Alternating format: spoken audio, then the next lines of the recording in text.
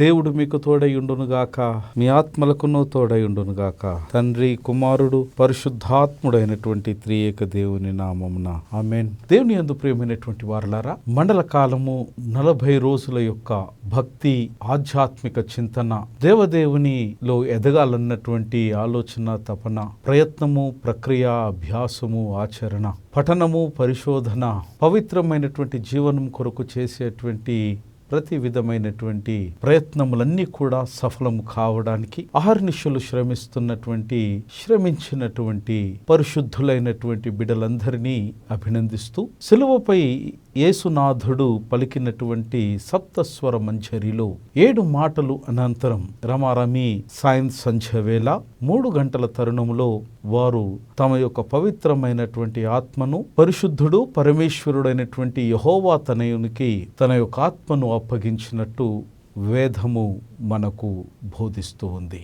శుభ శుక్రవారము, పునరుత్థానపు యొక్క ఆదివారము, ఈ రెండిటి మధ్యలో గడిచినటువంటి శనివారము. సాధారణంగా ఇటు శనివారంను గూర్చినటువంటి ఆలోచన బహు స్వల్పముగా దానికి ప్రాముఖ్యత సంతరింపచేసి అటు ఆలోచనను మానవలోకం, విశేషంగా క్రైస్తవ భక్త సమాజం ఇటు శనివారంను గూర్చినటువంటి సమాలోచన చాలా అరుదుగా చేసిన సంఘటనలను మనం చూస్తాం. ఇటు పరిశుద్ధ వారంలో మాండీ థర్స్డే, తర్వాత శుభ శుక్రవారము, అనంతరము పునరుత్థానం యొక్క ఆదివారం మీద మనం అత్యంతమైనటువంటి శ్రద్ధను ప్రదర్శించటం సహజమైనటువంటి విషయం. కానీ చాలా సందర్భాలలో ఈ శనివారం రోజున దానికి ఇవ్వబడినటువంటి ప్రాముఖ్యతను, శనివారం రోజున దానికి ఉన్నటువంటి విశిష్టతను కనుగొనడంలో బహుశా ఎందుకో మరి క్రైస్తవ విశ్వాస సమాజం ఒక అడుగు వెనక్కి వేసిందని చెప్పడంలో ఏ సందేహము అక్కరలేదేమో. క్రైస్తవులముగా శుభ శుక్రవారము జరిగినటువంటి హృదయ విదారకమైనటువంటి సంఘటనలను, అటు సంఘటనలను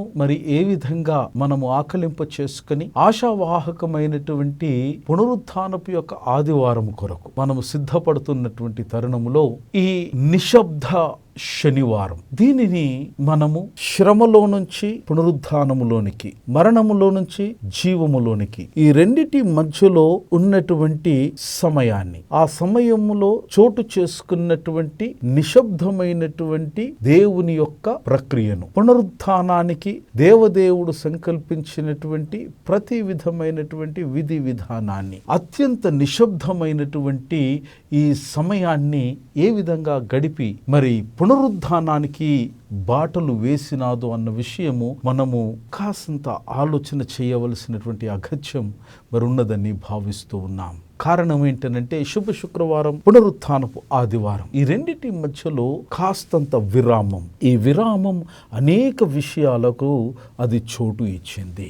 కారణం ఏంటనంటే ఈ విరామం, ఈ సమయం లేదా ఈ నిశ్శబ్దం అనేటువంటిది మనము వేచి ఉండాల్సినటువంటి ఆ సమయాన్ని సూచిస్తుంది గనక సాధారణంగా మానవుని యొక్క మానసికమైనటువంటి స్వభావం ఏంటి అనంటే వేచి ఉండడం అత్యంత కష్టమైనటువంటి పనిగా మానవుడు భావిస్తూ ఉన్నాడు. అయితే ఇట్టి నిశ్శబ్ద శనివారం చాలా అరుదుగా మనకు దేవాలయాలలోనేమి లేక ఆయా సందర్భాలలో జరిగేటువంటి ఆరాధనలోనేమి దీని మీద ఆలోచన చేసిన సందర్భాలు అరుదు అని మనం చెప్పక తప్పదు. యేసుక్రీస్తు ప్రభుల వారు చివరి శ్వాస బిగ్గరగా కేక వేసి తన ఆత్మను తన తండ్రికి అప్పగించిన తర్వాత సంపూర్ణమైనటువంటి నిశ్శబ్దం ఆవహించింది. ప్రజలు ఆ సిలువ సంఘటన స్థలిని క్రమేపీ విడిచి వెళ్ళడం ఆరంభించినారు. యేసుక్రీస్తు పార్థివ దేహాన్ని ఆ సిలువ మీద నుంచి సైనికులు దాన్ని దించడం ఆరంభించినారు. వెంటనే చివరి అంతిమ సంస్కారం అనేటువంటిది ఏది నెరపకుండా ఒక నూతనమైనటువంటి సిద్ధంగా ఉన్నటువంటి ఒక సమాధి, అరిమత్తయి యోసేపు యొక్క సమాధిలోనికి యేసుక్రీస్తు ప్రభుల వారి యొక్క పార్థివ దేహాన్ని వారు తరలించినారు. పరిశుద్ధమైనటువంటి 4 సువార్తలలో ఈ నిశ్శబ్దమైనటువంటి శనివారం అనగా శుభ శుక్రవారం మొదలుకొని ఆదివారము, సబ్బాతు దినము, పునరుత్థానం యొక్క ఉదయం వరకు జరిగినటువంటి విషయాన్ని 4 సువార్తలలో ఎక్కడ కూడా బహు ప్రబలముగా ప్రస్తావించినటువంటి సంఘటనలు మనము కనుగొనజాలము. యేసయ్య పార్థివ దేహాన్ని సమాధికి తరలించిన అనంతరం మరి ఏమి జరిగింది అక్కడ? యేసుక్రీస్తు ప్రభుల వారు ఇతర ఖైదీల వలె, సిలువ శిక్ష విధించినటువంటి ఖైదీల వలె వారికి భిన్నమైనటువంటి విధానములో వారికి మరణము దేవుడు ప్రాప్తింపచేసినాడు. అందుకే కేవలం 6 గంటల వ్యవధిలోనే వారు తుది శ్వాసను విడిచినారు. ఇతర ఖైదీలైతే కొన్ని దినములు లేదా కొన్ని గంటలు వారు బహువేదనకరమైనటువంటి సిలువ శిక్ష విధిలో వారు ఉండి మరణించడం సహజమైనటువంటిదిగా చరిత్ర మనకు చెబుతూ ఉన్నది. వెంటనే యేసుక్రీస్తు ప్రభుల వారిని సమాధిలోనికి తరలించిన తర్వాత మరి ఉదయకాలం మత్తయి సువార్త 16వ అధ్యాయం 9వ వచనంలో మనం చూస్తాం. ఆదివారము తెల్లవారినప్పుడు యేసు లేచి తాను 7 దయ్యములు వెళ్ళగొట్టిన మగ్దలేన మరియకు మొదటగా కనబడెను. యేసుక్రీస్తు ప్రభుల వారి యొక్క పార్థివ దేహాన్ని పునరుత్థానము వరకు అట్టి సమాధిలో ఉంచబడెను. కానీ అతని యొక్క ఆత్మ ప్రాణము ఆరిపోలేదన్నటువంటి సంగతిని మనము జ్ఞాపకం ఉంచుకోవాలి. వారి యొక్క పార్థివ దేహానికి కావలసినటువంటి నూతనమైనటువంటి కాటన్, లెనిన్ బట్టలతో వారు అట్టి పార్థివ దేహాన్ని వారు సిద్ధము చేసినారు. ఆ దినాల్లో లభ్యంగా ఉన్నటువంటి సుగంధ ద్రవ్యాలను ఏవైనా అక్కడ ఉన్నట్టయితే యేసుక్రీస్తు యొక్క పార్థివ దేహానికి వారు లేపనము చేసి ఉండి ఉంటారు. మరి యేసుక్రీస్తు పార్థివ దేహాన్ని ఉంచినటువంటి స్థలాన్ని, ఆ పుణ్యభూమి, ఆ కర్మభూమిని దర్శించి యేసయ్య పార్థివ దేహాన్ని ఉంచినటువంటి ఆ సమాధిలోనికి కూడా వెళ్ళి వీక్షించి దాన్ని స్పర్శించి కనులారా చూడగలిగినటువంటి భాగ్యం భగవంతుడు నాకు ఇచ్చినాడు. మరి అక్కడ యేసుక్రీస్తు ప్రభుల వారి యొక్క పార్థివ దేహమును ఉంచిన అనంతరం చాలా పెద్ద బలమైనటువంటి ఒక రాయిని దానికి మూసివేసినటువంటి విషయం మనం చూస్తూ ఉన్నాం. రాత్రి ఆవహించింది. సబ్బాతు యొక్క ఆరంభపు సంకేతాలు కనబడుతూ ఉన్నాయి. ఒక్కొక్కరు మెల్లమెల్లగా అట్టి సంఘటనా స్థలము నుంచి వారు మౌనంగా నిశ్శబ్దముతో నిష్క్రమిస్తున్నారు. శనివారం అంతా కూడా శూన్యమైనటువంటి స్తబ్దత కలిగినటువంటి స్థితి. ఎక్కడికి వెళ్ళినారు వీరంతా? జయోత్సాహములో జయహో జయహో హోసన్నా హోసన్నా అని వేసినటువంటి కేకలు ఈ రోజున మౌనముతో, శూన్యము లాంటి నిశ్శబ్దముతో ఆవహించబడినాయి. అప్పగించినటువంటి యూదా తన్ను తాను వెళ్ళి ఆత్మహత్యకు పూనుకున్నాడు. పేతురు యేసుక్రీస్తును ముమ్మారు ఎరగను అని చెప్పినటువంటి పేతురు మనోవ్యాకులతకు, మనోవేదనకు లోనై ఆయన సతమత పడుతూ ఉన్నాడు. మిగిలినటువంటి 10 మంది శిష్యులు వారు గురువారము రాత్రి యేసయ్యను బంధించగానే వారు ప్రాణాలు అరిచేతులు పెట్టుకుని వారు పారిపోయి తెలియనటువంటి రహస్యమైనటువంటి స్థలములో వారు ఉండి ఆ యొక్క డోర్స్ లేదా దర్వాజలు, తలుపులకు వారు లోపల నుంచి గడియబెట్టుకొని వారు బిక్కు బిక్కుమంటూ బ్రతుకు జీవ అన్నట్టు క్షణ క్షణం ఒక యుగంలా వారు అనుభవిస్తూ బ్రతుకుతూ ఉన్నారు. దీనిని యోహాను శుభవార్త 20వ అధ్యాయం 19వ వచనంలో మనం చూస్తాం. ఆదివారం సాయంకాలంలో శిష్యులు యూదులకు భయపడి తాము కూడి ఉన్న ఇంటి తలుపులు మూసుకొని ఉండగా యేసు వచ్చి మధ్యను నిలిచి మీకు సమాధానము కలుగునుగాక అని వారితో చెప్పెను. నిశ్చయంగా ఇటు భయానకమైనటువంటి పరిస్థితి బహుశా శిష్యులు ఊహించి ఉండి ఉండరు. I'm sure they were scared. I'm sure they must be confused. I'm sure they must be broken hearted, depressed, uncertain and loads of questions must be lingering in there minds. జవాబులు దొరకనటువంటి ప్రశ్నలతో నిండినటువంటి మస్తిష్కంబులో వారు సతమతమవుతూ ఉన్నారు. అయితే మరో ప్రక్క యేసుక్రీస్తు ప్రభుల వారిది సిలువ చెంత చివరి వరకు ఉన్నటువంటి నమ్మకమైనటువంటి స్త్రీలు ఉదయకాలమున జరగవలసినటువంటి శేషమైనటువంటి అట్టి పార్థివ దేహానికి చేయవలసినటువంటి అంతిమ సంస్కారాలను పూర్తి చేయడానికి వారు తనమునకలైపోయినారు. ఈ స్థితి ఈ విధంగా ఉంటే యేసుక్రీస్తు ప్రభుల వారిని సిలువకు అప్పగించినటువంటి పరిస్థితులలో మరొక ప్రక్క ప్రధాన యాజకులు, ఫరిసయ్యులు వారు యేసుక్రీస్తు ప్రభుల వారు మరణానంతరము తిరిగి పునరుత్థానుడు అవుతానన్నటువంటి ఆ బోధను వారు హృదయములో బహుశా బలంగా శిష్యుల కంటే కూడా వారు భద్రపరుచుకున్నటువంటి కారణము చేత వారు వెంటనే ఒక రిప్రజెంటేషన్ లేదా ఒక ప్రతినిధి బృందాన్ని పిలాతు చెంతకు పంపి, అయ్యా,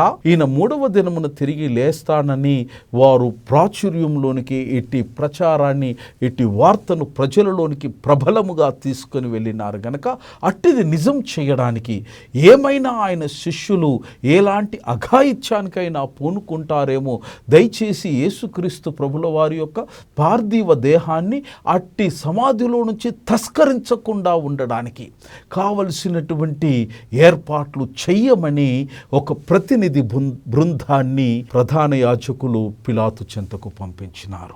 దీనిని మనం లేఖన గ్రంథాల్లో మనం చూస్తాం. మరునాడు అనగా సిద్ధపరచు దినమునకు మరుసటి దినమున ప్రధాన యాజకులను పరిసయ్యులను పిలాతు నొద్దకు కూడి వచ్చి, అయ్యా, ఆ వంచకుడు సజీవుడై ఉన్నప్పుడు 3 దినములైన తర్వాత నేను లేచెదనని చెప్పినది మాకు బలముగా జ్ఞాపకమున్నది. కాబట్టి 3వ దినము వరకు సమాధిని భద్రము చేయనాజ్ఞాపించుము.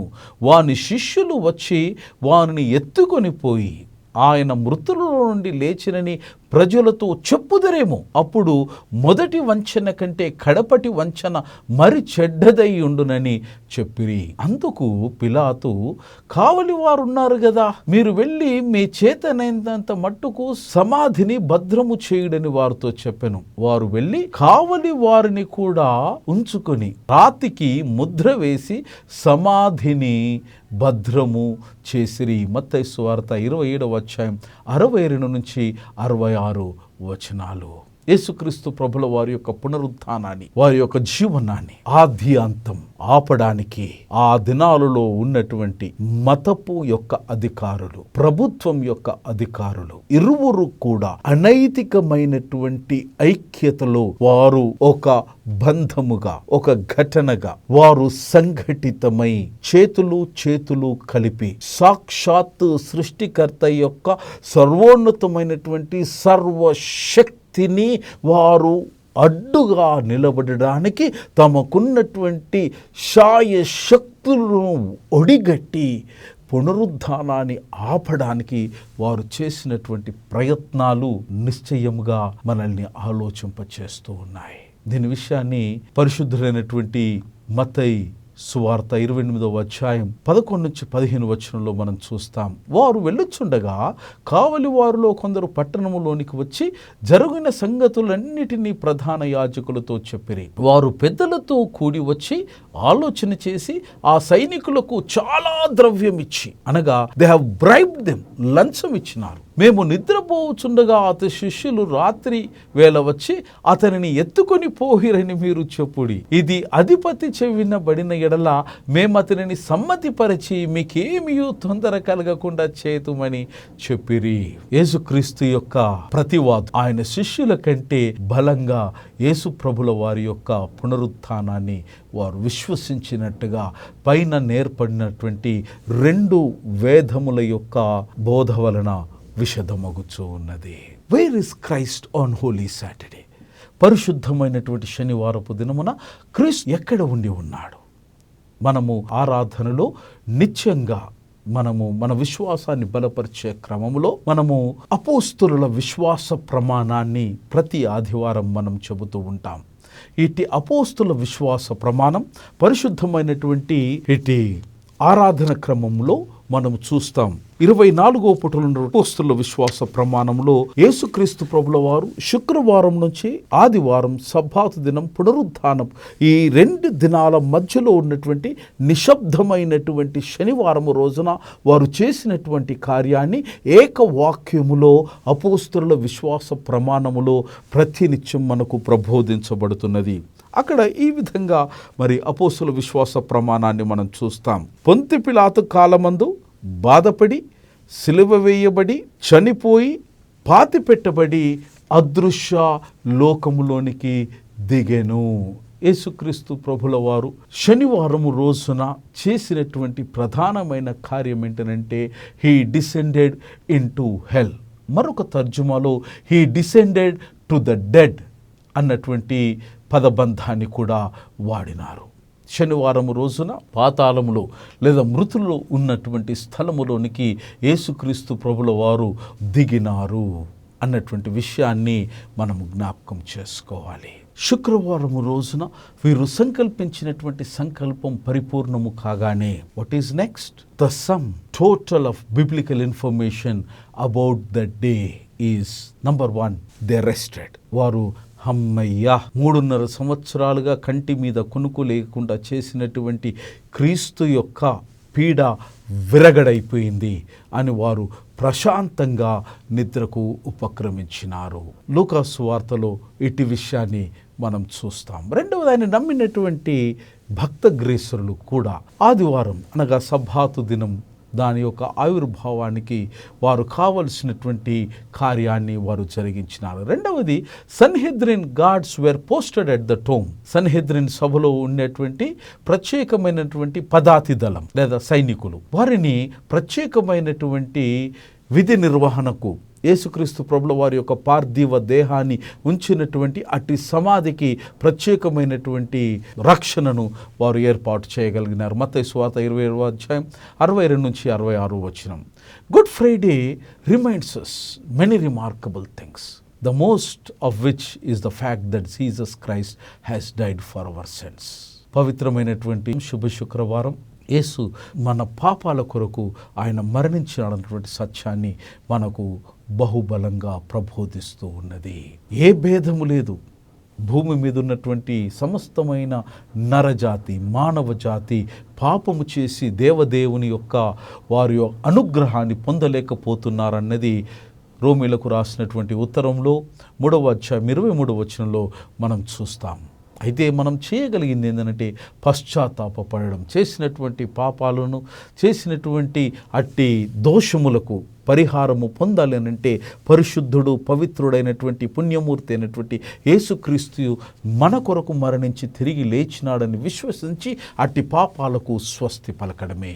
బహుశా ఇట్టి బలమైనటువంటి కారణము చేత కాబోలు అట్టి శుక్రవారమును గుడ్ ఫ్రైడే అని లేదా శుభ శుక్రవారం అని సంబోధించబడినది. పునరుత్థానపు యొక్క ఆదివారం అత్యంత శోభాయమానమైనటువంటిది, అత్యంత సంతోషభరితమైనటువంటి ఆదివారంగా మనం చేస్తాం. కారణం ఏంటంటే మరణము, పాపాన్ని యేసుక్రీస్తు ప్రభుల వారు సమాధిలో బంధించి వారు తిరిగి లేచి మానవ జాతికి శాశ్వతమైనటువంటి వారు విజయాన్ని ఇచ్చినారన్నది ఆ దాని యొక్క భావంగా మనం చూస్తున్నాం. ఈ పరిశుద్ధమైనటువంటి శనివారం లేదా నిశ్శబ్దమైనటువంటి శనివారం, శుభ శుక్రవారంకు పునరుత్థానానికి మధ్యలో ఉన్నటువంటి శనివారం దేనికి మనకు సంకేతంగా నిలుస్తుంది అని అంటే it represents the days we spend waiting for God to get us from our Good Friday circumstances to the resurrection Sunday. మన జీవితంలో శుభ శుక్రవారానికి సంబంధించినటువంటి వేదనకరమైనటువంటి బ్రతుకులో నుంచి ఆశించి ఆనందభరితమైనటువంటి పునరుత్థానపు యొక్క ఆదరణలోనికి మనము నడవగలగడానికి కావలసినటువంటి సిద్ధపాటును ఈ నిశ్శబ్ద శనివారం మనకు బోధిస్తూ ఉంటుంది. అయితే ఈ నిరీక్షణ కాలం లేదా ఓపిక ఎదురు చూసేటువంటి కాలం ఇది నిశ్శబ్దమైనప్పటికీ అటు నిశ్శబ్దమైనటువంటి దానిలో నిజంగా దేవుడు మన కొరకు పని చేస్తున్నాడని చెప్పడానికి ఈ పరిశుద్ధమైనటువంటి నిశ్శబ్ద శనివారం సంకేతంగా మనం చూస్తూ ఉన్నాం. ఇట్టి నిశ్శబ్ద శనివారం దేవుడు మౌనంగా ఉన్నటువంటి భావన కలుగుతున్నటువంటి ఈ తరుణంలో మనము ఏ విధంగా ఇట్టి నిశ్శబ్దానికి లేదా నిషిద్ధిలో ఉన్నటువంటి నిశ్శబ్దానికి ఏ విధంగా మనము స్పందించగలుగుతాం లేదా ప్రతిస్పందించగలుగుతాం అన్న విషయాన్ని మనం చూద్దాం. Number 1, find comfort that silent Saturdays are part of walk of faith. జీవితంలో నిశ్శబ్దమైనటువంటి శనివారాలు విశ్వాస జీవన ప్రయాణములో అవి భాగము అన్నటువంటి విషయాన్ని దయచేసి ఈ సత్యములో మీకు ఆదరణ కలగనివ్వండి. చేసే ప్రతి ప్రయత్నానికి, పడే ప్రతి ప్రయాసానికి వెనువెంటనే దాని యొక్క విజయపు ఛాయలు లేదా విజయపు నీడలు, విజయపు యొక్క బాటలు వెంటనే మన కళ్ళ ముందు ప్రత్యక్షమవ్వాలన్నటువంటి సిద్ధాంతం ఏమీ లేదు. అలాగని మీరు పడుతున్నటువంటి శ్రమకు రావలసినటువంటి పొందవలసినటువంటి బహుమానము మీరు పొందరని అంతకన్నా కూడా కాదు. నిశ్చయంగా ప్రార్థనలకు దేవుడు జవాబు ఇస్తాడు. అయితే ఆయన ఇచ్చేటువంటి నిశ్శబ్దానికి ఒక సహేతుకమైనటువంటి కారణం ఉన్నదని బహుబలముగా మీ హృదయములో విశ్వసించి మీ విశ్వాస జీవన ప్రయాణాన్ని ఇది సహజ సిద్ధమైనటువంటి ప్రయాణం యొక్క స్వభావమని గ్రహించి హృదయాలను కలవరపడనివ్వకుండా మీ జీవన ప్రస్థానాన్ని మీరు కొనసాగించండి. మిత్రమా, you can't get to Sunday without going through Saturday. శుక్రవారం కష్టం అనేటువంటి శుక్రవారం యొక్క కొలిమి నుంచి పునరుత్థానం యొక్క అనుభవంలోనికి మనము ఒకేసారి ఎగిరి గంతు వేయలేము. ఆ అనుభూతిని, ఆ నిర్వచనీయమైన ఆశీర్వాదాన్ని మనము పొందాలి అనంటే శనివారము గుండా తప్పనిసరిగా ప్రయాణము చేయవలసిందే. మరొక అంశం ఏంటంటే మనము శ్రమ పడకుండా, కష్టపడకుండా మనము చేసేటువంటి ప్రార్థనలకు కానీ, మనం పడేటువంటి ప్రయత్నాలకు కానీ, ప్రయాసాలకు కానీ కావలసినటువంటి జవాబును మనము పొందజాలము. ఈ సత్యాన్ని గుర్తిస్తే నిశ్చయముగా మనము దేవుని యందు నిరీక్షణ కలిగిన వారమై దేవుని యొక్క ఆదరణ పొందగలిగినటువంటి వారముగా ఉంటాం. మన ప్రయత్నాన్ని కొనసాగించగలుగుతాం. Silence for a season doesn't mean that you are forsaken for ever.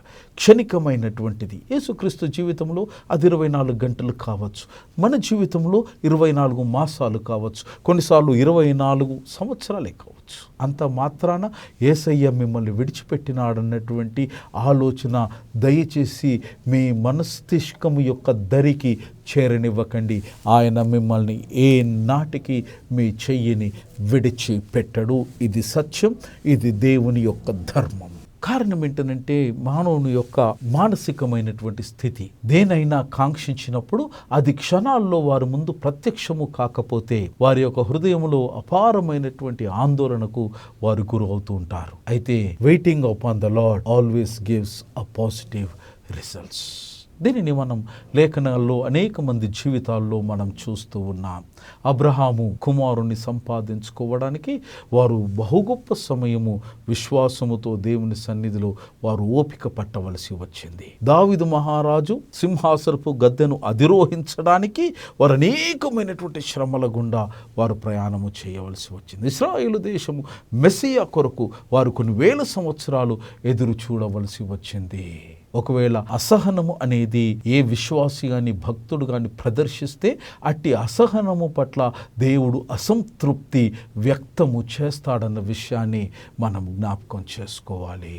ఇదే పరిస్థితులలో యేసుక్రీస్తు శిష్యుల వారు తమ యొక్క సైలెంట్ ఆర్ సాటర్డే, నిశ్శబ్దమైనటువంటి శనివారములో అనేకమైనటువంటి మదిలో ప్రశ్నలతో వారు తొలచివేయబడ్డారు. వారు బహుశా in the kind of uncertainty, బహుశా వారికి వారు ప్రశ్నలు వేసుకుని ఉండవచ్చు. Why did Jesus die? యేసయ్య ఎందుకు చనిపోవలసి వచ్చింది? ఎన్ని ఘనకార్యాలు, మహత్కార్యాలు, చనిపోయిన వారిని లేపినటువంటి వాడు, ప్రవక్తలతో మాట్లాడిన వాడు, దేవదూతలతో పరిచర్య చేసుకున్నటువంటి వాడు, సముద్రాన్ని గద్దింపగా అది నిమ్మలమైన సృష్టి సహితమైన పాదానికి దాసులైనటువంటి సృష్టి ఎందుకు చనిపోయినాడు? Why wasn't Jesus Messiah? యేసయ్య నిజంగా మనం అనుకున్నట్టు మరి రక్షకుడు కాదా? If Jesus wasn't Messiah, how did he do all those miracles? సరే, ఆయన మెస్సయ్య కాదు అని అనుకుందాం జరసేపటికి. మరి ఏ విధంగా ఎవరు చేయనటువంటి అద్భుత కార్యాలను చరిత్రలో వారు చేయగలిగినారు? Now what's going to happen? ఇప్పుడు మన బతికేంది, మన దిక్కేంది, మన యొక్క ప్రయత్నం ఏంది, మన ప్రయాసం ఏంది? ఏ ముఖం పెట్టుకొని ప్రజలలో మనం ఇంటికి వెళ్తాం, తిరిగి ప్రజల్లోకి వెళ్ళగలుగుతాం? ఒకవేళ ఈ మతాధికారులు యేసయ్యను బంధించినట్టు మనల్ని కూడా బంధించి సిలువకు అప్పగిస్తారా? ఇలాంటి అనేకమైనటువంటి ప్రశ్నలతో వారు సతమతమవుతూ ఉన్నారు. Why do we feel like this? ఎందుకు ఇలాంటి భావన మన జీవితంలో కూడా ఏదైనా ఆశించినది లేదా ఊహించినది జరగనప్పుడు ఇలాంటి ప్రశ్నలతో మనం సతమతం అవుతూ ఉంటాం. కారణం ఏంటంటే we are not used to getting things without waiting. సహనము లేకుండా, ఓపిక లేకుండా మనము కాంక్షించింది వెంటనే మన కాళ్ళ చెంతకు రావాలన్నటువంటి ఒక మానసికమైనటువంటి స్థితి ఇలాంటి ప్రశ్నలకు, వెంటనే జవాబులు దొరకని అంతు చిక్కనటువంటి ప్రశ్నలకు ఇవి దోహదపడుతూ ఉన్నాయి. ఒకరి పట్ల మరొకరికి, దేవుని పట్ల విశ్వాసికి ఆ విశ్వాసాన్ని పెంపొందింప చేయడానికి ఇటువంటి సంఘటనలు చోటు చేసుకోవలసినటువంటి అగత్యం ఉన్నదని ఈ నిశ్శబ్దం అనేటువంటిది తప్పనిసరి మానవుని జీవితంలో అవసరం అన్నటువంటి విషయాన్ని మనం అర్థం చేసుకోవడంలో బహుశా మనము వెనుకబడిన వారమేమో. యేసుక్రీస్తు ప్రభుల వారు ఏనాడు కూడా భక్తుని యొక్క జీవితంలో మనము చేసే ప్రతి చర్య, వేసే ప్రతి అడుగు అది మీరు పొందబోయేటువంటి విజయానికి అది ఒక మచ్చు తునకగా లేదా ఆనవాలుగా మారుతుందని వారు ఎప్పుడు కూడా మనకు చెప్పలేదు. That's a difficult truth. ఇది ఒక నమ్మలేనటువంటి చేదు నిజం. అయితే యేసుక్రీస్తు ప్రభుల వారు మన స్థితిగతుల మీద సంపూర్ణమైన అధికారం కలిగి ఉన్నారు. కానీ మనకు మన స్థితిగతుల మీద ఏమాత్రము అవగాహన సంపూర్ణమైనది ఉండకపోవచ్చు, సంపూర్ణమైనటువంటి అధికారము ఏమాత్రము ఆ స్థితిపై, పరిస్థితిపై, ప్రతికూలతపై ఉండకపోవచ్చు. ఇది సత్యము, యథార్థమైనటువంటి విషయము. కొన్ని సందర్భాల్లో it's okay for us to be uncertain as long as God is certain. దేవుడు నిర్దిష్టం కలిగి వారు మన యొక్క పరిస్థితి, ప్రతికూలత మీద వారు పరిపూర్ణమైనటువంటి అధికారం కలిగి ఉన్నప్పుడు మన కళ్ళ ముందు కనబడే స్థితులలో అది అధికారం లేదా అది మన కంట్రోల్ నుంచి తప్పిందన్నటువంటి భావన కలిగి ఉండడం ఇట్స్ ఓకే. ఎందుకంటే God is having control on it and is quite certain. ఇట్టి నిశ్శబ్దమైనటువంటి శనివారం మన యొక్క దృష్టిని దేని మీద అయితే మన యొక్క విశ్వాసాన్ని కేంద్రీకరించినాము అట్టి విశ్వాసాన్ని పునర్నిర్మించడంలో బహు గొప్ప పాత్రను పోషిస్తుందన్నటువంటి విషయం ఈ రోజున జ్ఞాపకం చేస్తూ ఉన్నాం. చాలా సందర్భాలలో చేసిన ప్రార్థనకు వెంటనే జవాబు రాకపోతే ఒత్తిడికి దయచేసి లోను కావద్దని ఈ నిశ్శబ్ద శనివారం మనకు బోధ చేస్తూ ఉన్నది. It also serves to refocus our attention to what we are looking for. అయితే మనం చేస్తున్నటువంటి ప్రార్థనకు, అభ్యర్థనను అది మనం చేరుకునే అంత మట్టుకు కూడా మన యొక్క దృష్టిని దానిపైన మనము కేంద్రీకరించి లేదా దానిపైన మనము దృష్టించి మనం చేసేటువంటి ప్రయత్నాలలో ఎక్కడ కూడా లోపము జరగకుండా మనం ప్రయత్నం చేస్తూ ముందుకు కొనసాగాలి. ఇట్టి ప్రయత్నాలు కొన్ని సందర్భాలలో మనలో ఉన్నటువంటి ఆత్మస్థైర్యాన్ని దెబ్బతీస్తూ ఉంటాయి. మిత్రమా, చేసినటువంటి ప్రార్థన, చేసినటువంటి ప్రయత్నం అనుకూల ప్రతిఫలాలు ఇవ్వకపోతే ఏమీ జరగలేదన్నటువంటి భావన కలిగినప్పటికీ, లేదా నా ప్రయత్నాన్ని మాని మరొక ప్రయత్నం వైపు నేను ప్రయాణం చేయవలనా అన్నటువంటి ఆలోచన కలిగినప్పటికీ ఒక సత్యాన్ని జ్ఞాపకం చేసుకోండి. ఇట్టి నిశ్శబ్దంలో కూడా నిజమైనటువంటి దేవుడు నీకు తెలియకుండగానే నీ యొక్క ప్రయత్నాలను ప్రతిఫలింప చేయడానికి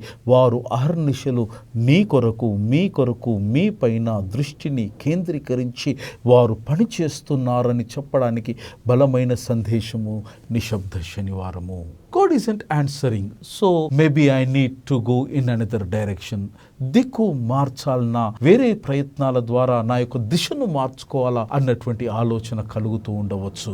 అయితే ఈ నిశ్శబ్ద కాలంలో తన తనయుడైనటువంటి యేసుక్రీస్తు యొక్క పునరుద్ధానానికి పనిచేసినటువంటి తండ్రి నిశ్చయంగా వారు మన యొక్క పునరుద్ధానానికి, మన యొక్క విజయానికి, మన యొక్క సంక్షేమానికి కూడా వారు పనిచేస్తున్నారని చెప్పడానికి బలమైనటువంటి సంకేతాన్ని మనం చూస్తాం. మొదటిది ఏంటంటే నెవర్ లీవ్ యూ. భగవంతుడు నిన్ను ఎప్పుడు కూడా విడిచిపెట్టాడు. Please note it down. ఇటు నిశ్శబ్దమైనటువంటి శనివారంలో ఏది కనబడకపోయినా, ఏది వినబడకపోయినా, ఏది గోచరించకపోయినా, ఏది ఆలోచన అందకపోయినా దేవుడు నిన్ను విడిచిపెట్టాడు. ఇది యథార్థమైనటువంటి సత్యం. But also that he goes before you. అంతేకాదు, ఆయన నీకంటే ముందు నీవు నడవవలసిన మార్గము గుండా ఆయన నడుస్తూ ఉన్నాడు. వారు చెప్తున్నటువంటి బలమైన వాగ్దానం ఏంటంటే God's promises that he will never leave them. నిశ్శబ్ద కాలంలో దేవుడు మిమ్మల్ని విడిచిపెట్టలేదు. దేవుడు మిమ్మల్ని విడిచిపెట్టబోడు. ఎందుకంటే ఆయన కుమారుని ఆయన విడిచిపెట్టలేదు కనుక.